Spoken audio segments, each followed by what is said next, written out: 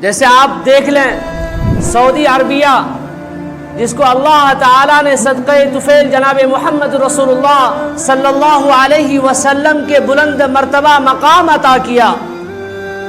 اس ملک کا حال ابھی آپ دیکھ سکتے ہیں کہ وہ ملک جس کے اندر جناب محمد رسول اللہ صلی اللہ علیہ وسلم کا روضہ اطہر ہے، وہاں کیا نہیں ہو رہا ہے۔ وہ جب سے حکومت کو سنبھالتا ہے اسلامی شریعت کی تو دھجیاں اڑا ہی رہا ہے، لیکن جناب محمد رسول اللہ صلی اللہ علیہ وسلم کی شان میں گستاخی بھی کر رہا ہے۔ کہ ابھی آپ سوشل میڈیا پر ایک ویڈیو دیکھ رہے ہوں گے جو خوب وائرل ہو رہی ہے، آل سعود کے خاندان کے لوگ مدینہ المنورہ میں تشریف لے جاتے ہیں اور وہ گاڑی کے ساتھ لے جاتے ہیں، 4 چکا مدینہ المنورہ کے صحن میں جا کر رکتی ہے، اور وہ سیٹی، وہ ہارن اور گاڑی کی آواز پھر کانوں میں گونجتی ہے، اور وہاں پر اس کے آرمی اور اس کو پروٹوکول دیتے ہیں،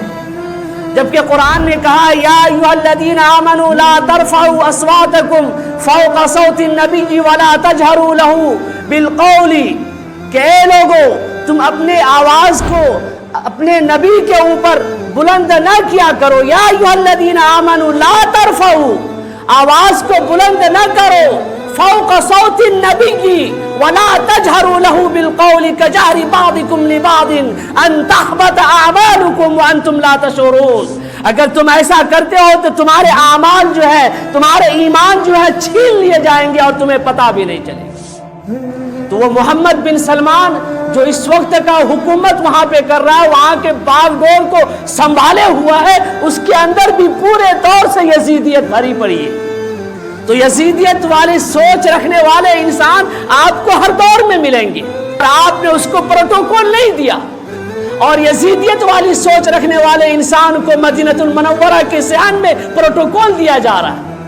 اس کے خلاف کوئی آواز نہیں اٹھائی جا رہی ہے، اس کے خلاف کوئی بولنے والا نہیں ہے۔ اتنے مسلم ممالک کنٹری ہے، 57 مسلم ممالک کنٹری ہے، یہ سارے کے سارے، ایک کو چھوڑ دو، سعودیہ کو نکال دو، 56 آپ کے پاس موجود ہیں، لیکن کوئی آواز اٹھانے والا نہیں، کوئی قرآن کریم کی اس آیت پر آواز اٹھانے والا نہیں کہ اللہ نے فرمایا یا ایھا الذین آمنوا لا ترفعوا اصواتکم فوق صوت النبی ولا تجہروا لہ بالقول کجہر بعضکم لبعض ان تحبط اعمالکم وانتم لا تشعرون۔ اللہ نے فرمایا اے لوگو دروازے کے پاس جاؤ اور ادب کے ساتھ آواز لگاؤ، اور آواز لگانے کے بعد تم ادب کے ساتھ کھڑے رہو جب تک کہ تمہارا نبی تمہارے سامنے ظاہر نہ ہو جائے۔ یہ اللہ نے ارشاد فرمایا۔ آپ پڑھیں تو قرآن کریم کی آیتوں کو، آپ سورہ حجرات کو پڑھیں، آپ کو ساری چیزیں ملیں گی، لیکن مسلمان تو پڑھنے کے لیے تیار ہی نہیں، اور مسلمان اپنے بچوں کو پڑھانے کے لیے تیار ہے۔ یہ چاپلوس جو محمد بن سلمان جو کر رہا ہے، اس کو حکومت نہیں کہتے، یہ تو دوغلا پن ہے۔ اللہ تعالیٰ نے قرآن کریم کے اندر ارشاد فرمایا سورہ محمد کے اندر وَإِن تَتَوَلَّوْا يَسْتَبْدِلْ قَوْمًا غَيْرَكُمْ ثُمَّ لَا يَكُونُوا أَمْثَالَكُمْ، کہ سعودی عربیہ کان کھول کر سن لو کہ میں نے تم کو جو صدقہ طفیل جناب محمد رسول اللہ صلی اللہ علیہ وسلم کے مقام بلند مرتبہ عطا کیا، اگر تم نے پیٹھ دکھا دیا، اگر تم نے فرمانے نبوی سے منہ موڑ لیا، اگر تم نے میرے حکم سے منہ موڑ لیا، تو ان تتولوا یستبدل قوما غیرکم ثم لا یکونوا امثالکم، میں تم کو ہٹاؤں گا اور تمہاری جگہ دوسری کسی قوم کو لا کر کھڑا کر دوں گا، وہ تم سے بہتر کام کرے گی۔